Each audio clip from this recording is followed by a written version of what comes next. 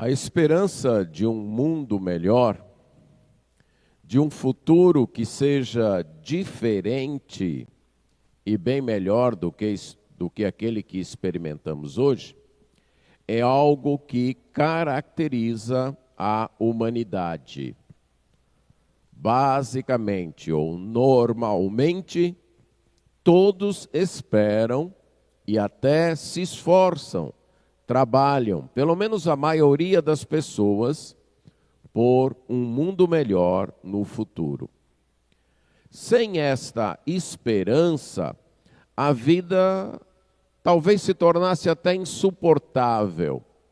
Pelo menos ela seria muito cinza, sem motivação para o esforço, para a melhora ou o aperfeiçoamento das pessoas, das instituições e assim por diante. Mas será esta esperança apenas uma ilusão? Apenas uma força motivadora, ilusória, sem nenhuma base na realidade? Ou será que esta esperança é sim verdadeira? A Bíblia responde que esta esperança é verdadeira, que esta esperança é adequada, porque o pecado não impedirá o estabelecimento do reino de Deus. A Bíblia claramente afirma que Deus estabelecerá o seu reino neste mundo. E um dos textos que deixa isto bem claro é o texto de Isaías, capítulo 2, versos 1 a 5. Isaías, capítulo 2, versos 1 a 5. E com base nesse texto, nós também veremos 3 verdades a respeito do reino de Deus, que será estabelecido por Ele mesmo neste mundo. Isaías, capítulo 2, versos 1 a 5, diz assim: Palavra que em visão veio a Isaías, filho de Amós, a respeito de Judá e Jerusalém. Nos últimos dias, acontecerá que o monte da casa do Senhor será estabelecido no cimo dos montes, e se elevará sobre os outeiros, e para ele afluirão todos os povos. Irão muitas nações e dirão: Vinde, e subamos ao monte do Senhor e à casa do Deus de Jacó, para que nos ensine os seus caminhos e andemos pelas suas veredas. Porque de Sião sairá a lei e a palavra do Senhor de Jerusalém. Ele julgará entre os povos e corrigirá muitas nações. Estas converterão as suas espadas em relhas de arado e suas lanças em podadeiras. Uma nação não levantará espada contra outra nação, nem aprenderão mais a guerra. Vinde, ó casa de Jacó, e andemos na luz do Senhor. Vamos orar. Senhor, nós te agradecemos por tua palavra, por tuas promessas e pela certeza de que um dia o teu reino será estabelecido neste mundo. Ajuda-nos a vivermos de acordo com esta verdade, a amarmos o teu reino e a o buscarmos acima de todas as coisas e a almejarmos este dia. Isso nós pedimos em nome de Jesus. Amém. Deus estabelecerá o seu reino neste mundo, e este reino dominará sobre tudo. Como avisamos domingo passado, estamos iniciando uma nova série de pregações, desta vez no livro de Isaías, um livro que reúne as profecias do profeta Isaías, profecias que ele trouxe da parte de Deus durante mais de 50 anos dos quais durou o seu ministério profético. Nestes anos estiveram reinando em Judá os reis Uzias, Jotão, Acás e Ezequias. Ele começou no último ano do rei Uzias, o seu ministério profético, e foi até o final do reino do rei Ezequias. Outros profetas, como Oséias e Miqueias, foram contemporâneos dele. Após a morte do rei Ezequias, Isaías ainda viveu durante os primeiros anos do reinado de Manassés, e durante aquele período ele reuniu suas profecias e compôs este livro. Então o livro deve ter sido escrito mais ou menos uns 6 ou 7 anos depois do término do ministério profético de Isaías, mas durante o tempo que o próprio Isaías ainda vivia. O livro então pode ser dividido em 2 grandes partes. A primeira parte que é numerada em nossas versões, dos capítulos 1 a 39, e a segunda parte dos capítulos 40 a 66. Mas nessa primeira parte nós temos também subdivisões, como a que vai do capítulo 1 até o capítulo 6, onde ele faz uma introdução ao livro e narra também sua chamada. E nesta primeira sessão, também há uma divisão. Nós temos o título, capítulo 1, verso 1. Depois ele faz uma descrição geral, como um processo que Deus moveu contra o seu povo, contra Judá e contra Jerusalém, por causa dos seus pecados, que vai do versículo 2 do capítulo 1 até o versículo 31.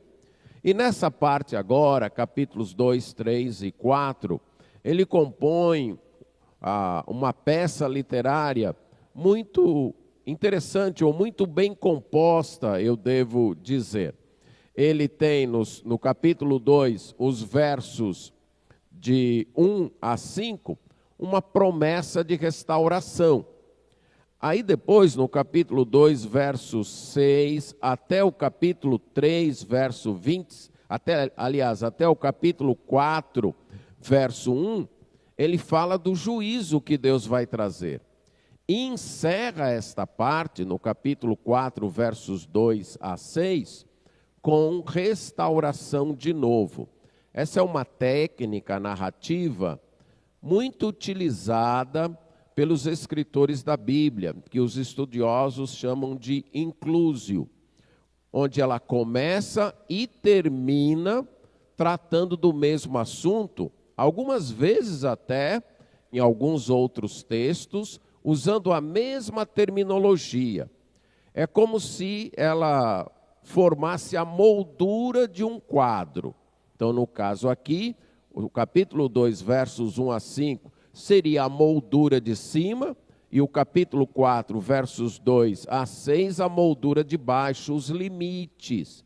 E o meio, então, tem um assunto paralelo, que é tratado ou desenvolvido. No caso aqui, a moldura, os limites, são as promessas de restauração, de Deus estabelecendo o seu reino.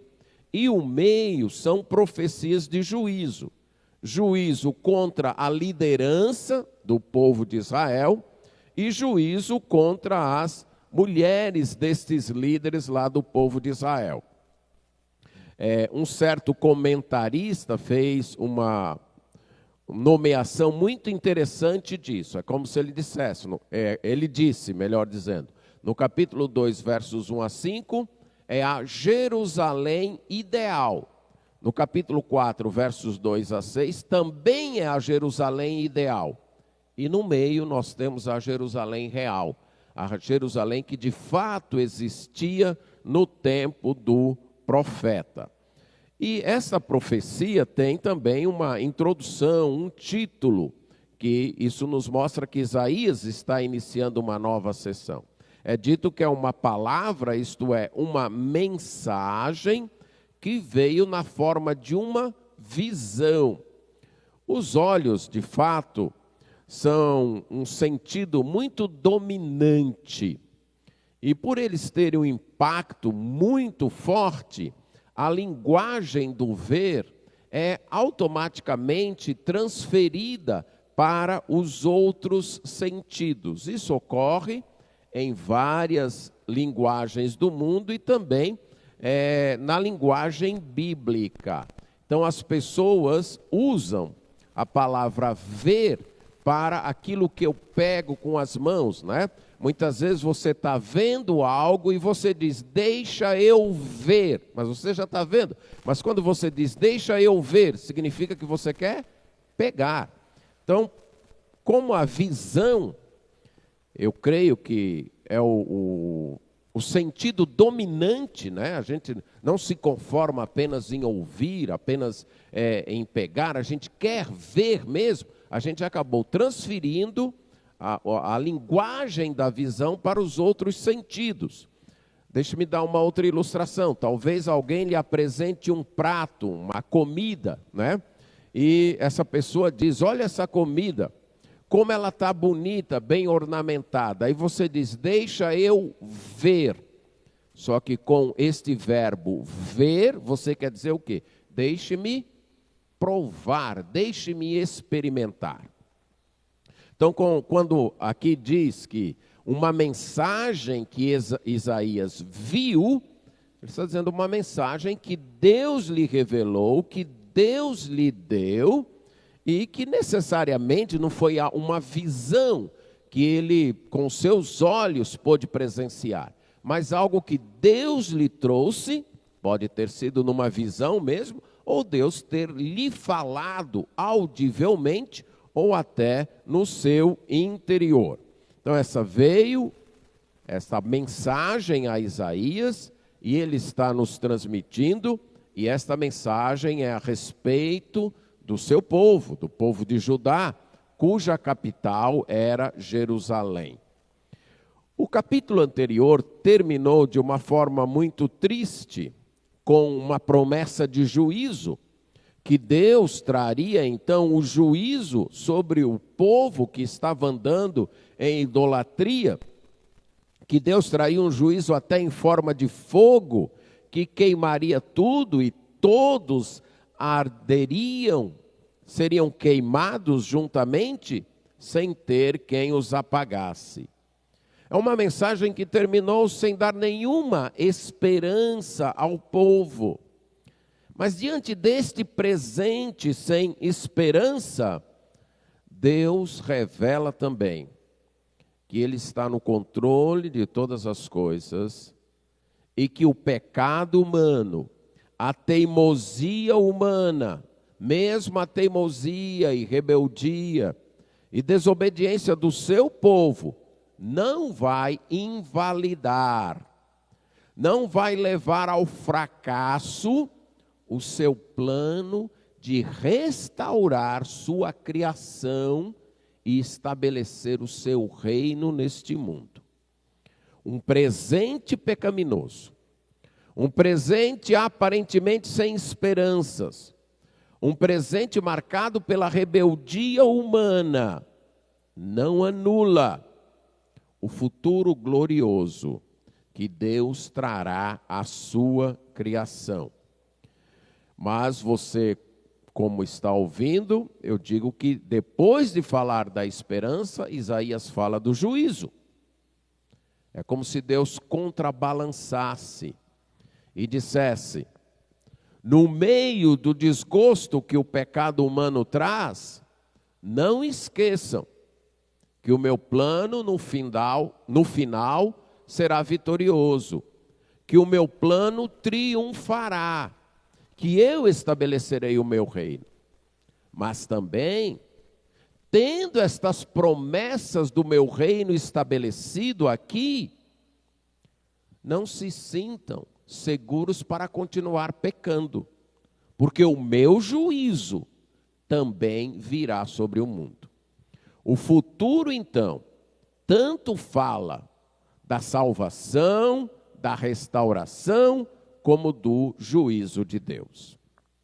Deus há de estabelecer o seu reino, e o seu reino dominará sobre tudo. Este reino será estabelecido nos últimos dias, E acontecerá nos últimos dias, diz Isaías. Esta expressão, últimos dias, aparece cerca de 14 vezes no Antigo Testamento. Desde Gênesis 49:1, na bênção que Jacó deu aos seus filhos que formariam o povo de Israel, as 12 tribos que formariam o povo de Israel.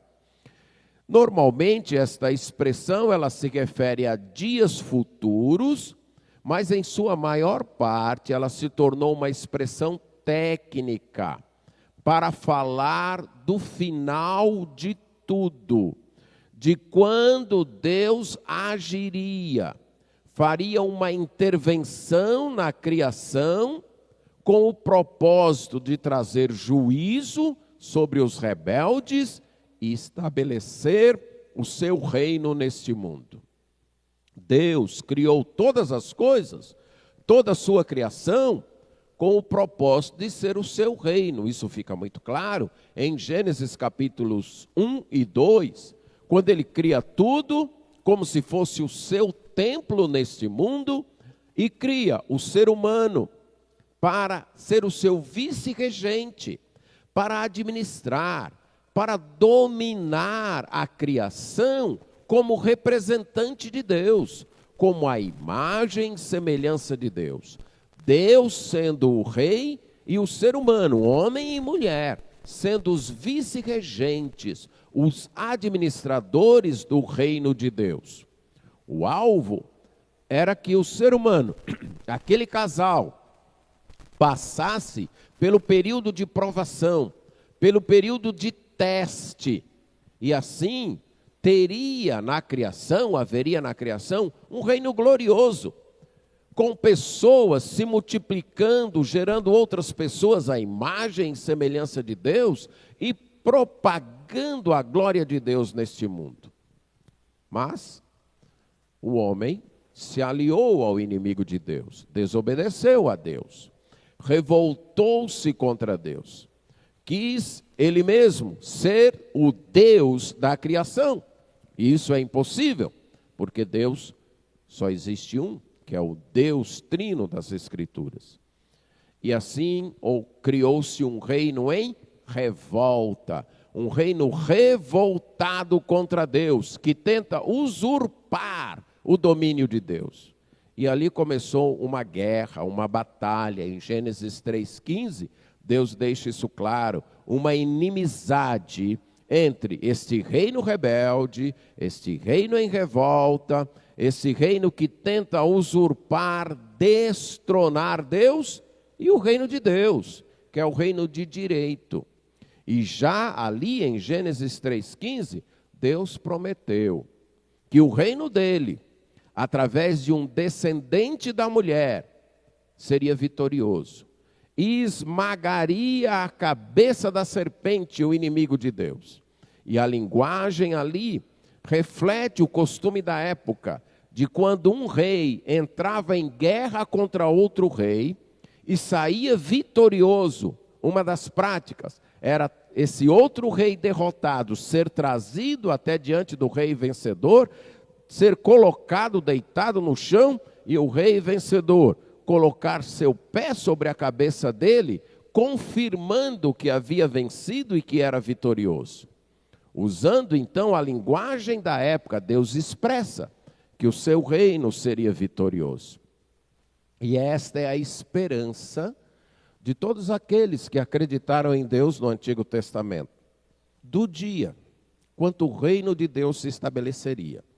Eles não sabiam quando nem como em detalhes, mas eles sabiam. Por exemplo, Enoque logo profetizou uma profecia que aparece no livro de Judas: eis que vejo o Senhor vindo em suas santas miríades para exercitar juízo. É uma profecia de Enoque que demonstra que logo cedo aquelas pessoas que temiam a Deus acreditavam no dia quando Deus viria dos céus para estabelecer o seu reino, para julgar este mundo. O pai de Noé deu este nome ao seu filho com esta expectativa. Ele disse: quem sabe, não será esse, ou através desse, que o Senhor vai nos consolar de todas as maldições. Então, cada geração que temia a Deus trazia dentro de si a esperança, a expectativa do dia, quando Deus viria a este mundo e restabeleceria o seu reino aqui, e baniria o pecado, a maldade e a maldição deste mundo. Jacó mesmo, no texto que eu me referi, Gênesis 49, ele faz referência a isso, dizendo que é da tribo de Judá que virá o rei, que ele terá o cetro. E assim nós poderíamos descrever, através de toda a Escritura no Antigo Testamento, momentos nos quais a promessa é reafirmada e ampliada. Cada vez mais, conforme a revelação vai progredindo, Deus vai acrescentando detalhes sobre este rei. E a ideia é que seria no fim dos tempos, nos últimos dias, Deus agiria para banir o mal e estabelecer o seu reino sobre tudo. Conforme a interpretação do Novo Testamento, estes últimos dias já começaram. Começaram com a vinda do Senhor Jesus Cristo. O apóstolo Pedro fala disso em Atos 2,17, citando a profecia de Joel, capítulo 2, verso 28. 2 Timóteo 3,1 também caracteriza esse tempo como os últimos dias. 2 Pedro 3,3, Judas 18, 1 João 2,18, Hebreus 1 e 2. Vários textos no Novo Testamento nos dizem: os últimos dias já começaram. E começaram com a vinda de Jesus. Eu costumo ilustrar como um jogo de futebol, que tem 2 tempos. Esse projeto de Deus, então, teve, no que concerne ao reino deste mundo, ao reino em revolta, 2 tempos. O primeiro tempo, que foi até João Batista. Como Jesus Cristo diz, a lei e os profetas vigoraram até João. E a partir de Jesus Cristo, o segundo tempo, que é a hora final, o tempo final do reino deste mundo. Quando um narrador está narrando um jogo, e logo ali no sair da bola do início do segundo tempo, ele pode dizer: estamos no tempo final da partida. E ele não está errado. É o tempo final, apesar de ser o primeiro minuto do segundo tempo, mas esse segundo tempo é o tempo final da partida. No caso de um jogo de futebol, a gente sabe que a partida durará 45 minutos, com as prorrogações, pode chegar até 50 ou mais. No caso do tempo do reino de Deus, a gente não sabe. Já estamos nos últimos dias, mas estes últimos dias são compostos de vários dias, que se prolongam desde a vinda do Senhor Jesus Cristo até o trono branco, quando Deus fará o juízo de tudo e estabelecerá o seu reino. E naquele reino eterno, cujo reino milenar será uma espécie de algo antecipado, uma premiere, algo que vem antes para indicar, para mostrar. Quando Jesus reinar aqui 1000 anos, mas o reino final é o novo céu e a nova terra, então Deus estabelecerá o seu reino neste mundo. E este reino dominará sobre tudo. Diz que nestes últimos dias acontecerá que o monte da casa do Senhor será estabelecido no cimo dos montes. A cidade de Jerusalém está num nível bem acima das outras localidades da região. E na época que Isaías escreveu, tinha o templo dentro de Jerusalém, que Jerusalém já estava num lugar alto. E o templo ficava na parte mais alta da cidade, no monte mais alto da cidade. Então, usando esse dado topográfico, o profeta faz uma referência a proeminência que o reino de Deus terá. O reino de Deus será o mais alto de tudo, a maior autoridade, o maior domínio. Inclusive, esse era um recurso retórico muito utilizado ali no Oriente Próximo Antigo, de falar de algo muito alto como algo dominante. Se ele tinha muita altura, então era dominante. Por isso que Isaías usa esta linguagem.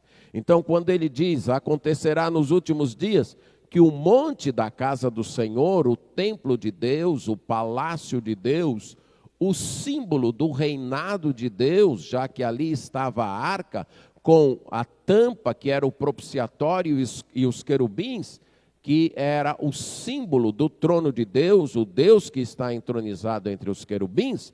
Então, este reino, esse palácio que simboliza o reino de Deus, estará acima de tudo, estará no ponto mais alto, dominando tudo. Não só isso, mas é dito que para ele afluirão todos os povos, todas as nações virão até este reino, todas as nações correrão para este reino, todas as nações buscarão este reino e o servirão e se inclinarão diante dele. Algo que Apocalipse 21 e 22 deixa claro. Quando as nações do mundo vão servir o reino de Deus. Então nós temos a verdade de que o reino de Deus será estabelecido neste mundo. E este reino dominará sobre tudo. O mal não triunfará no final. O mal tão dominante nesse mundo, tão trágico nesse mundo, findará. Ele não persistirá para sempre. O que vai ficar para sempre é o reino de Deus. É o domínio de Deus. É o governo de Deus que dominará sobre tudo. O mal será banido neste mundo. O pecado humano, por mais desastroso, por mais destruidor que ele seja, por mais maldição e tristeza que ele traga, ele não permanecerá para sempre. Ele será destruído, ele será banido e o reino de Deus triunfará. O bem triunfará no final. Em momentos, então, que experimentamos tragédias, tristezas, temores, espantos, ameaças, nós devemos lembrar disso. Que o reino de Deus no final triunfará. O mal é temporário. O mal vai passar. O mal um dia vai acabar. O bem permanecerá eternamente. A vitória de Deus será eterna. O reino de Deus se estabelecerá neste mundo. Não podemos trazer para governos humanos esta expectativa. Podemos interceder a Deus pelos governos humanos. Podemos cooperar com os governos humanos. Mas sempre lembrando, nenhum governo humano será perfeito e trará um bem-estar pleno a este mundo. E trará uma plena segurança a este mundo. Nenhum governo humano resolverá todos os problemas deste mundo. Na nossa experiência, e estudando a história do mundo, que nós percebemos que os governos humanos, por mais bem intencionados que sejam, eles resolvem vários problemas, mas acabam criando outros. E essa é a história da humanidade. E essa é a história do homem. Porque no homem por si mesmo, no ser humano por si mesmo, ele não tem a sabedoria, ele não tem o poder, ele não tem a capacidade de mudar a principal principal razão do mal-estar nesse mundo, que é qual? O coração humano. Ninguém tem esse poder. Nós não temos poder nem de mudar o nosso próprio coração, dirá o coração de outras pessoas. Então nenhum governo humano tem esse poder. Por mais esforçado, por mais bem intencionado que um governo humano seja, que uma ideologia humana seja, ela é incapaz de produzir um governo de bem-estar pleno para o ser humano. Somente o reino de Deus. Então eu quero destacar estas duas aplicações nesse ponto. Primeiro, a confiança de que o bem triunfará. Não podemos desanimar diante da maldade que muitas vezes predomina. Não podemos nos frustrar diante do mal que parece se sobressair. Não. No final, o bem triunfará. O bem, o reino de Deus, reinará nesse mundo. Mas em segundo lugar, não podemos trazer esta esperança e esta expectativa para reinos humanos. Não podemos seguir ideologias humanas, utopias humanas, de que o governo A, o governo B ou o governo C, ou o sistema A, B e C, resolverão todos os nossos problemas ou todos os problemas da humanidade. Não. Porque o único reino, o único domínio, o único governo que resolverá todos os problemas deste mundo é o reino de Deus. Caminhamos com essa forte esperança quanto ao reino de Deus no futuro e com a compreensão de que na nossa caminhada aqui experimentaremos governos um pouco melhores, governos um pouco piores, governos mais ruins, governos menos ruins. É assim. E o nosso papel é interceder por esses governos, orar por eles e, à medida do possível, cooperar com eles. Mas sempre acreditando que o governo de Deus, no final, triunfará. A segunda verdade que quero destacar nesse texto é que Deus estabelecerá o seu governo neste mundo. E este reino transformará o mundo. Aí sim, nós teremos um reino transformador. Diz no verso 3 que irão muitas nações e dirão: venham, vamos subir ao monte do Senhor, para a casa do Deus de Jacó, para que nos ensine os seus caminhos e andemos nas suas veredas. Percebe a mudança drástica aqui? O que nós vemos no momento em que vivemos? O que nós presenciamos? O que nós presenciamos é o oposto dessa atitude. O que nós presenciamos é, em sua grande parte, em sua maciça parte, até no meio do próprio povo de Deus, ou que se diz de Deus, o que há é uma rejeição, uma oposição, uma perseguição aos ensinos de Deus, à lei de Deus. Não existe essa atitude por parte das nações. Vamos até Deus para saber a sua lei, para saber a sua instrução. É o contrário. Vamos rejeitar esta lei, essa lei preconceituosa, essa lei antiquada, essa lei até não humana, essa lei intolerante. Temos que banir isso. Banir do nosso governo, banir dos nossos tribunais, banir da sociedade, banir das escolas. O que queremos é um mundo laico, secularizado, se possível, sem nenhuma referência a Deus. Quem quiser crer em Deus, que vá crer para lá.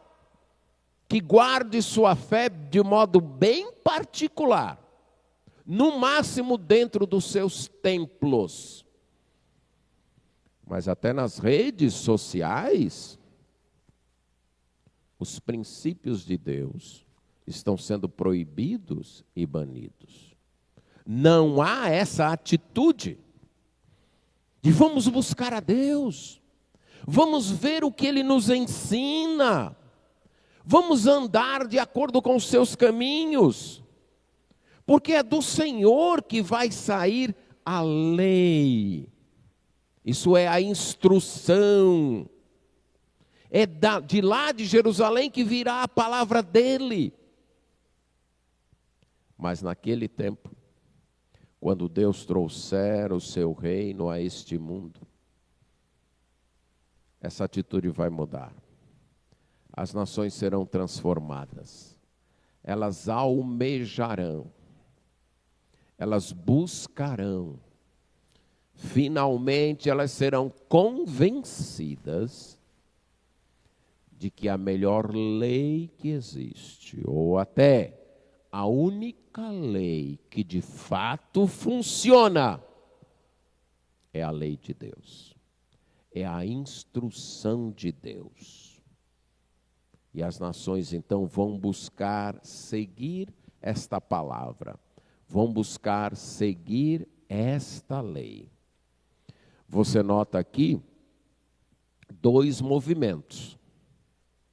Um movimento das nações sendo atraídas para o reino de Deus. Elas vêm até o reino de Deus.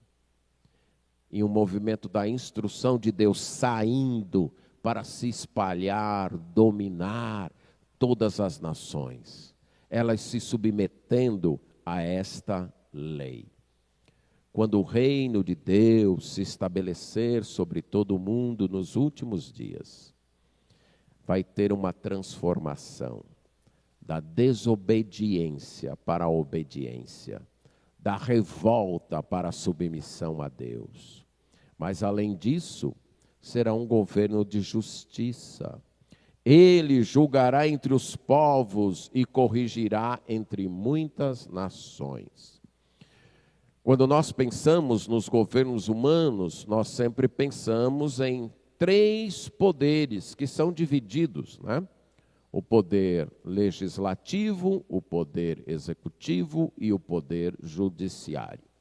E de modo geral, no mundo ocidental, esse poder é exercido por três corpos distintos.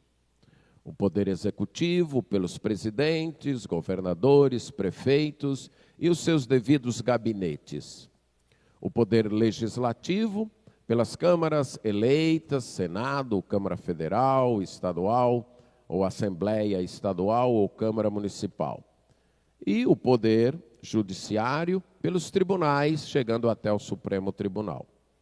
Foi uma forma que a modernidade humana achou que poderia controlar os diversos poderes para que não houvesse um poder absoluto, porque claramente o homem reconhece que ele é incapaz de ter governo absoluto.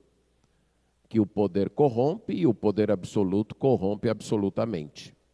Então, se divide as esferas de poder na tentativa de se criar um equilíbrio do qual um poder possa vigiar, podemos dizer assim, o outro poder e manter, então, uma certa sensatez, uma certa racionalidade no domínio para que não haja um poder só dominando. Então, essa foi uma saída e, creio, dentro da pecaminosidade humana, uma saída até razoável, boa, que funciona, mas também que traz os seus problemas, que é quando os poderes lá não se entendem. Um quer de um jeito, outro quer do outro, um diz que é assim, outro diz que é assado, e isso acaba criando uma situação de instabilidade nas diversas nações. Já no caso do reinado de Deus, existem sim os três poderes, mas reunidos numa só pessoa. O reinado de Deus é uma monarquia. Não é uma república, é uma monarquia. E não é uma monarquia democrática, é uma monarquia absolutista, absoluta. Só tem um poder dominante, que é o poder de Deus. E essa é a única monarquia absoluta que funciona. Nenhuma outra monarquia absoluta será justa. A única que pode ser justa é a de Deus, por uma razão. Deus é absolutamente justo, Deus é absolutamente perfeito, Deus conhece todas as coisas, está presente em todos os lugares e tem todo o poder. Então, ele é o único que pode reger absolutamente, porque ele não vai cometer nenhuma injustiça. Ele não vai cometer nenhum ato que será injusto ou desamoroso. Então, ele tem o legislativo, dele sairá a lei, isso foi dito no verso 2, é ele que legisla, é ele que julga, o poder judiciário, ele vai julgar as nações, e é ele que executa, ele corrigirá as nações. E a ideia aqui é agir para ou repreender ou defender. O judiciário, então, dá uma ordem de prisão, ou de repreensão, ou de multa para alguém. E é algo do poder executivo, a polícia federal ou estadual, que executa aquela ordem. No caso de Deus, ele faz a lei, ele julga a lei e ele faz cumprir a lei. A segunda mudança aqui é a justiça prevalecendo. Porque esse poder dominante absoluto é absolutamente justo, vai ter justiça no mundo.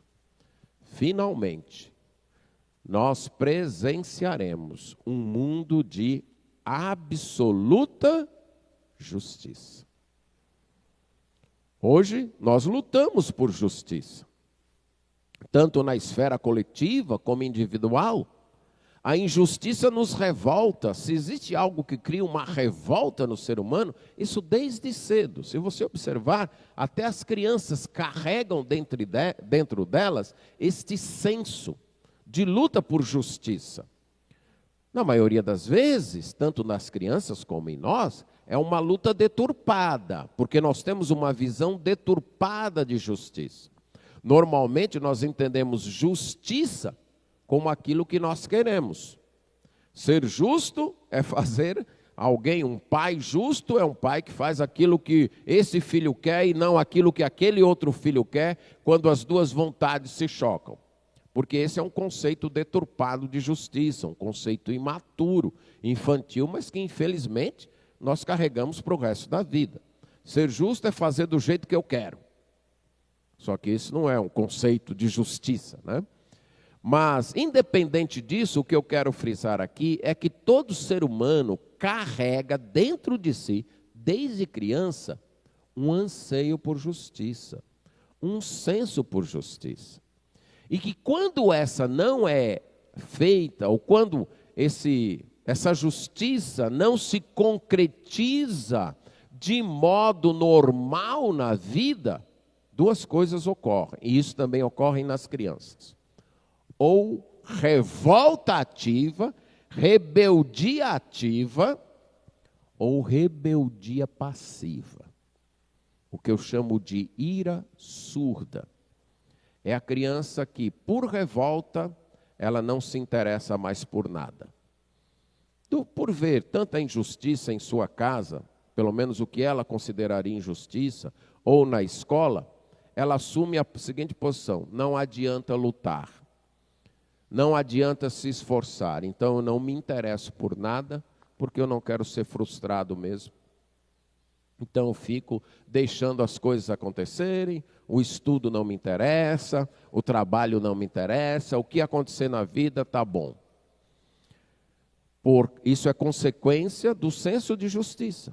Então, quando nós não conseguimos visualizar, pelo menos de modo frequente, a justiça sendo realizada, ou nós nos revoltamos e partimos para a guerra, para a luta, para a reclamação, ou nós nos frustramos e entregamos os pontos. Mas esse senso de justiça está lá. E se existe algo que dói no ser humano, se existe algo que faz o ser humano sofrer, é exatamente a injustiça. Ser injustiçado causa um prejuízo emocional, psicológico, de dor na pessoa, que é difícil de ser curado.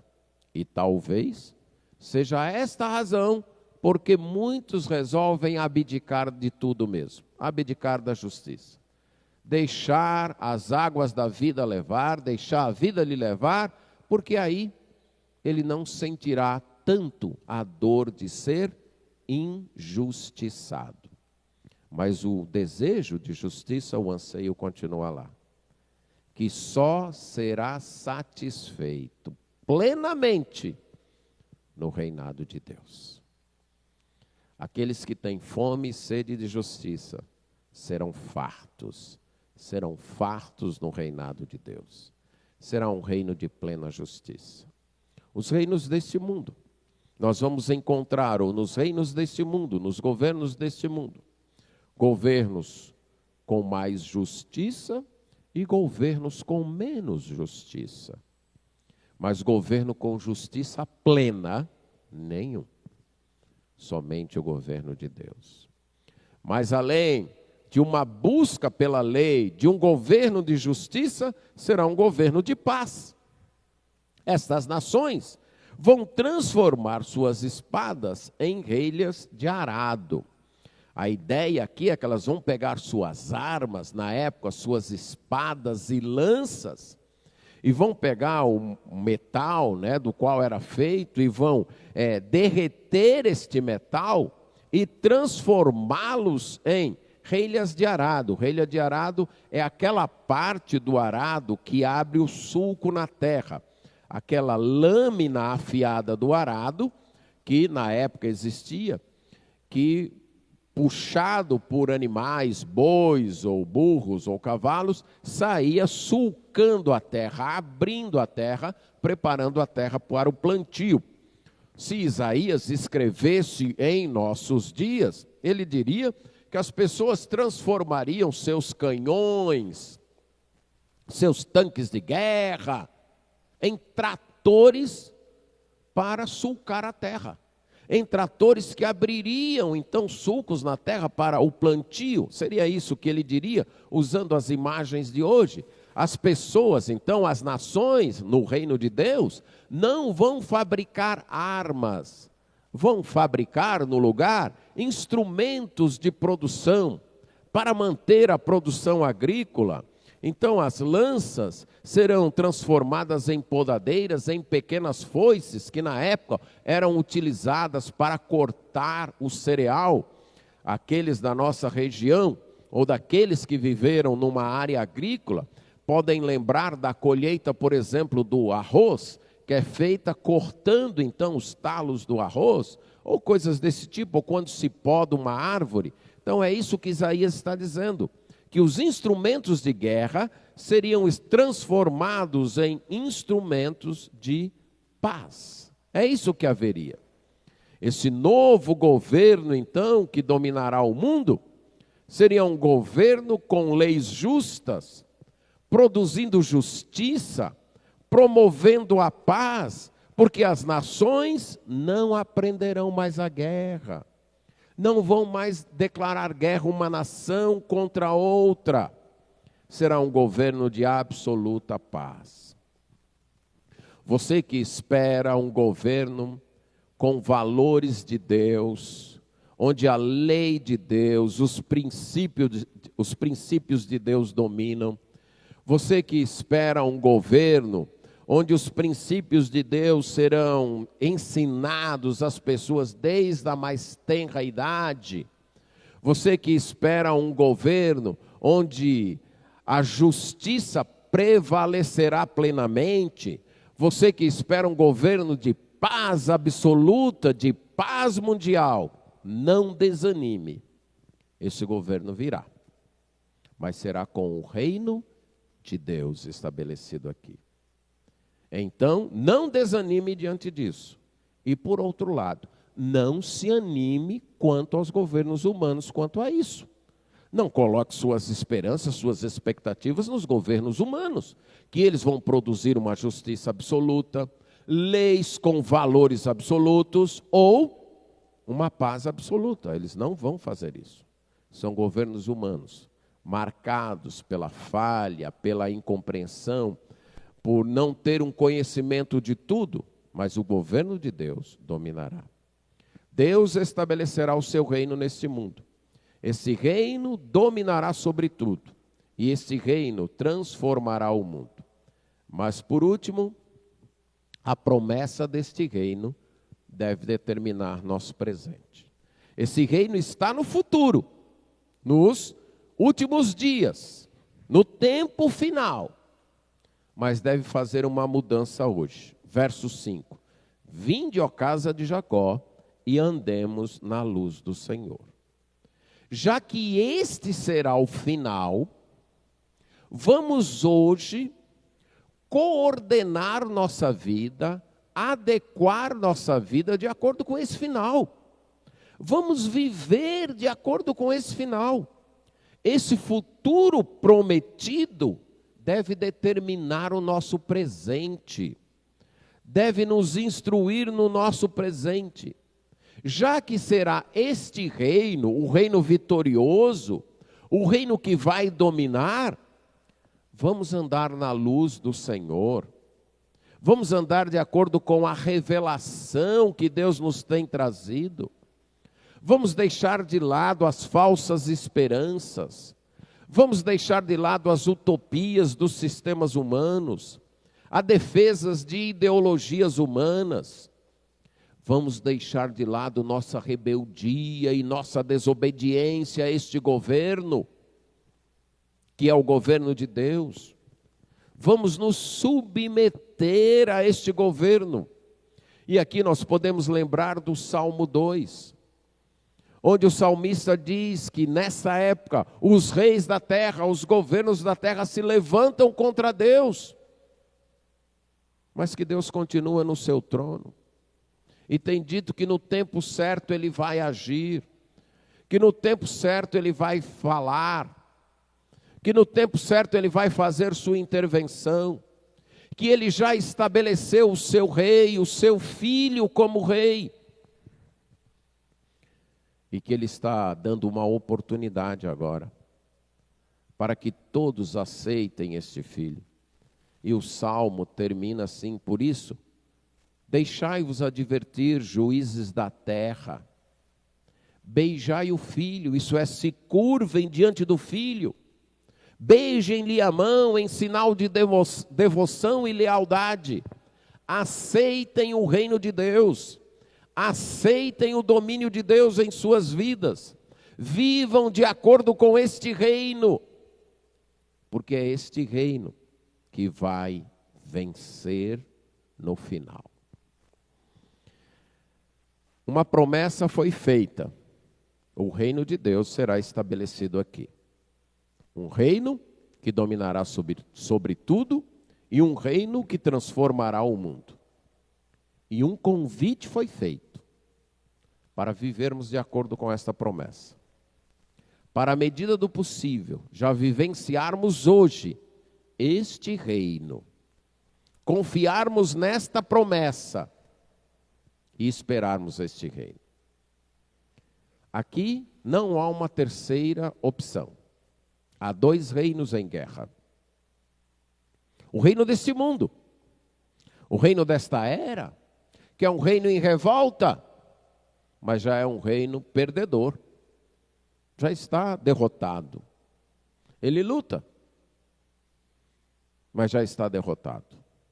E o reino de Deus, que é o reino do direito, da justiça, da paz e da alegria, e o reino vencedor. O convite foi: vamos viver de acordo com o reino vencedor? Vamos seguir as leis, a palavra do reino vencedor? Vamos nos submeter a este reino? E o Novo Testamento nos ensina como? Se alguém não nascer de novo, não pode ver o reino de Deus. Fala de Jesus Cristo lá em Colossenses, que ele nos transportou do império das trevas para o reino do Filho do seu amor. Você se submete ao reino de Deus. Você anda na luz do Senhor, se submetendo a Jesus Cristo, aceitando e seguindo o Senhor Jesus Cristo, o Filho de Deus, o Rei do reino. E você estará com os vencedores. E no final, você desfrutará eternamente deste reino de Deus, que dominará sobre tudo, que transformará esse mundo, trazendo justiça e paz sobre este mundo. Se você recusar, você estará no outro reino. E o que vai acontecer com os que recusarem, Isaías vai narrar a seguir, e nós veremos logo mais à noite, se Deus permitir. Amém.